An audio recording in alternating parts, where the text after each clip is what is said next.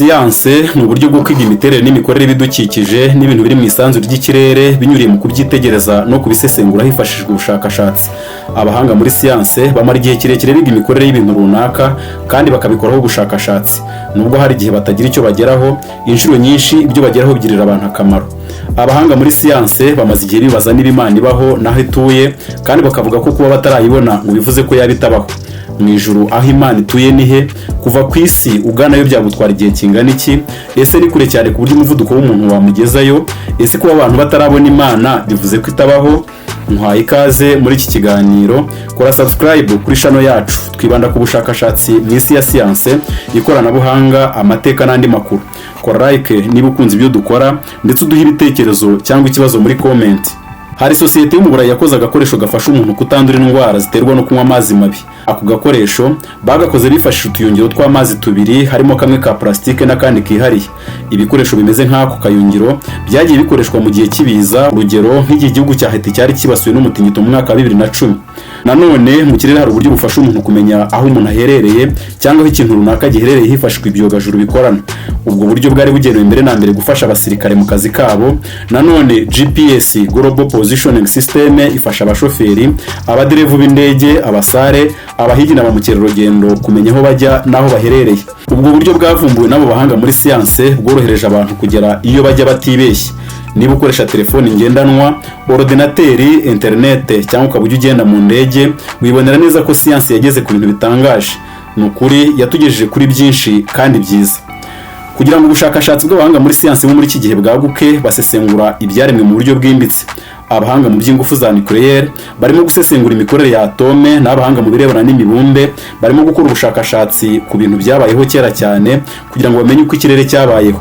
Uko abo bahanga muri siyanse bagenda bavumbura ibintu bihambaye, hakuyemo n'ibitagaragara, bamwe muri bo bumva ko niba Imana ivugwa muri Bibiliya ibaho bagombye kuba barayibonye.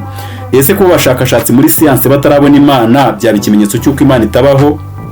Bamwe mu bahanga muri siyanse no muri filozofiya bazwi cyane bageze batakaza icyizere kubera ko batarabona aho ijuru riri cyangwa aho Imana iba. Imana ibahe? Iki ni ikibazo gishishikaje cyane. Ese ijuru ribaho koko? Niba ribaho se ribahe? Kuva ku isi ujya mu ijuru urugendo rureshya gute? Ese umuntu ashobora kugerayo? Mu by'ukuri kuki abantu batarabona Imana? Reka dusesengure aya makuru twifashishije ibyagezweho mu bushakashatsi muri siyanse. Nta kindi gitabo kivuga aho Imana iba keretse Bibiliya. Bibiliya se yo niyo kwiringirwa ku buryo yafasha abashakashatsi kumenya aho Imana iba. Reka turebe ibyo siyanse yigisha n'ibyo Bibiliya yigisha maze tubigereranye. Amakuru afitanye isano n'ijuru arashishikaje cyane kubera ko inyandiko za Bibiliya za mbere zanditswe mu Giheburayo, Ikigiriki n'Icyarameya. Reka tuzifashishe. Ijambo ijuru mu Kigiriki ni Uranus. Igihe abahanga bavumburaga imibumbe iri mu kirere, batekerezaga ko ijuru rishobora kuba riri mu kirere mu gace izuba rituyemo n'imibumbe irigaragiye. None se ijuru riramutse riri mu nzira nyamata ariyo Voie lactée, byaba ari igitangaza ko abahanga mu bumenyi bw'ikirere batararibona? Inzira nyamata ni ukuvuga agace izuba rituyemo n'imibumbe irigaragiye. Ni agace kanini cyane ku buryo abahanga mu bumenyi bw'ikirere batarasobanukirwa imiterere yako mu buryo bwuzuye kubera ibintu byinshi by'urusobe birimo. Urugero, kugira ngo icyogajuru gifite umuvuduko nk'urumuri, ni ukuvuga kilometero 300 ku isegonda rimwe, kibashe kwambukiranya inzira nyamata, byagitwara imyaka isaga 100 kigenda kidahagarara. Mu by'ukuri se ako gace karimo inyenyeri zingana gute? Mu nzira nyamata barabaze maze basanga harimo inyenyeri zisaga miliyari 100. Tekereza igihe wamara urimo ubara inyenyeri zigera kuri miliyari 100 uko cyaba kingana. Uramutse ubaza inyenyeri imwe buri segonda, ukamara amasaha 28 ku munsi ubara, byagufata imyaka 3171 ukizibara. Muri ako gace k'inzira nyamata harimo inyenyeri n'imibumbe byinshi cyane. Hari umushakashatsi mu by'ikirere wavuze ati, mu by'ukuri ntiturabasha gusesengura no gusobanukirwa imiterere n'inyenyeri biri mu nzira nyamata. None se ijuru riramutse riri mu nzira nyamata byaba ari igitangaza ko abashakashatsi batararibona? Muri Yobu igice cya 38 umurongo wa 33, Imana yabajije Yobu iti, ese wigeze umenya amategeko agenga ingabo zo mu kirere cyangwa se washobora gutuma yubahirizwa ku isi?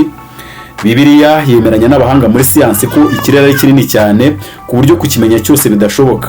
Hari aho Bibiliya ivuga ko inyenyeri zingana n'umusenyi wo ku kibaya cy'inyanja. Usibye inzira nyamata se ikirere muri rusange kingana gute? Ku birebana n'inzira nyamata twigeranije n'umudugudu uri mu kirere, niwo waba ari muto cyane ugeranije n'indi midugudu iri mu kirere. Bavuga ko ikirere kirimo amatsinda y'inyenyeri abarirwa muri za miliyari. none se ijuru riramutse riri mu rindi tsinda ry'inyenyeri byaba ari igitangaza ko abahanga mu bumenyi bw'ikirere batararibona? Bibiliya yerekeza kuri ayo matsinda y'inyenyeri, ni ukuvuga injeje iyita amajuru. Muri Nehemiya igice cy'9 umurongo wa 6 hagira hati, ni we waremye ijuru ndetse ijuru risumba andi majuru n'ibirimo byose. Naho mu Gutegeka kwa 2 igice cy'10 umurongo wa 14 haranditse hati, dore ijuru ndetse ijuru risumba yandi n'isi n'ibirimo byose nibye. Naho muri Zaburi 103 umurongo wa 11 havuga ko ijuru riri kure cyane y'isi. Nubwo Bibiliya atari igitabo cya siyanse, igize ibyo ivuga kuri siyanse koresha imvugo yoroheje ariko yumvikana. Ku bemera Bibiliya rero, dukurikije ibyo ivuga, Imana ibaho kandi aho ituye ni mu ijuru kandi kure cyane, ku buryo twe tudashobora kwiyumvisha intera iri hagati y'isi n'ijuru uko ireshya. Rwose kuba abahanga mu bumenyi bw'ikirere batarasobanukirwa byuzuye ibyaremwe si igitangaza, kuba bataramenya neza aho Imana iba kandi kuba batarayibona ntabwo ari igitangaza. Ariko kandi hari ikibazo dukwiye kwibaza: ese ibyo abahanga muri siyanse bavumbuye ku birebana n'ibyaremwe birahagije ku buryo twakwemeza ko ibyo bavumbuye ari ukuri kudasubirwaho? Igisubizo ni oya.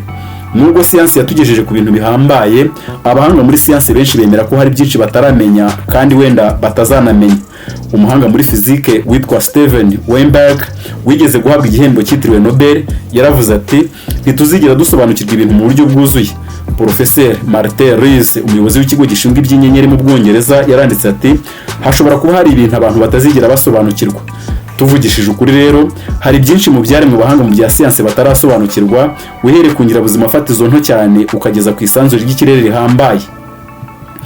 Abahanga mu by'ikirere bavuga ko ugereranije 95% by'ibigize isanzure ry'ikirere bitarabonwa n'amaso cyangwa ibyuma kabuhariwe bireba kure.